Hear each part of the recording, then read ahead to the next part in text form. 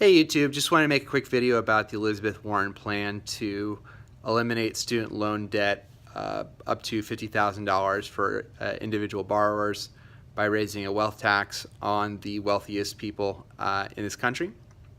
It's a very complex issue. I think there are a lot of pros and cons to it. A brief breakdown, in my mind, kind of putting aside the legalities of whether or not a wealth tax is going to pass. First of all, if this was going to pass Congress is a question mark. Even after it passes Congress, we don't have a wealth tax currently in the country. We really just have an income tax on income producing assets and obviously wages. So the question of whether or not it is if it's constitutional for people to tax wealth in the manner she's proposing is kind of up to debate. But just assuming that she's able to get that passed and assuming that it goes into effect, what it would do is anyone making under, I believe, $250,000 is the absolute cutoff. But if you make less than $250,000 a year, you would have some of your student loans forgiven. Up to $50,000, I think 125 is maybe where that starts decreasing. I'm not sure, but that's how it would work. I think there's a lot of people who question that being a priority over other things such as infrastructure, or such as the current debt.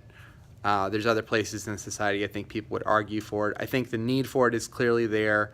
I don't think we're in quite the crisis that some people say that we are. I think there's ways to pay down your debt due to the economy being as strong as it is, but there's definitely problems for people.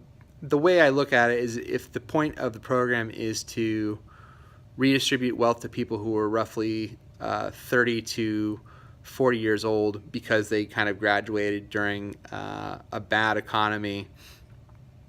I think the question then in other Democratic candidates who are running for the nomination have raised this point.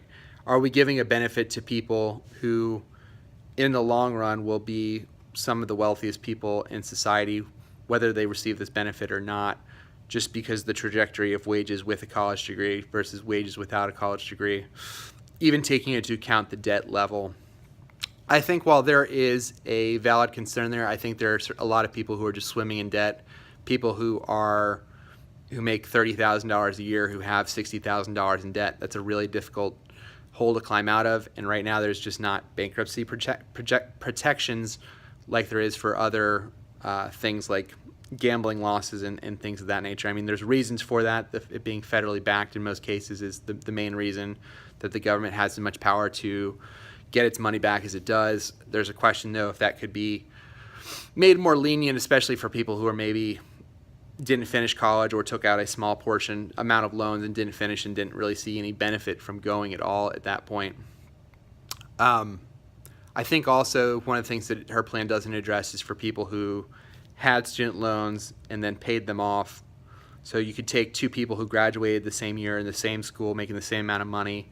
One person may have worked a second job or scrimped and saved and paid off their loans early, while another person would have worked, paid the minimums, and still owe money. And in this plan, one of those people, assuming they're both making less than $250,000, would get a benefit. They would have some of their loans paid off and another person wouldn't. Now that's obviously if it went into effect today, but whenever it goes into effect, were to go into effect, you would have people who would maybe not receive the benefit that they should from it. There's also a question, like I kind of mentioned before, is this the best use of the money? Are there other areas that, early childhood education, paying down the massive amount of debt that we currently have, healthcare, other forms of education, K through 12 education, things like space exploration. There's a lot of other things that the money could conceivably go towards, and the costs that are associated with it, increasing IRS funding across the board, are going to cut into some of the benefits. And there's also then the question of how effective would this plan be in terms of actually getting the money from people who are this wealthy. So there's a lot of pros and cons to it. Like I said, I think it would overall be a really big boost to the economy just because there are so many people out there who are paying things towards their student loans where they would be, the housing market would increase with the increase in the housing market. There's a question of if developers would then get on board have additional housing to meet the additional demand that would come from student loans being gone for a large swath of young people. So those are my thoughts. If you have thoughts on this plan, please feel free to leave them in the comments below. I'm sure there's parts of it that I missed, but until next time, bye.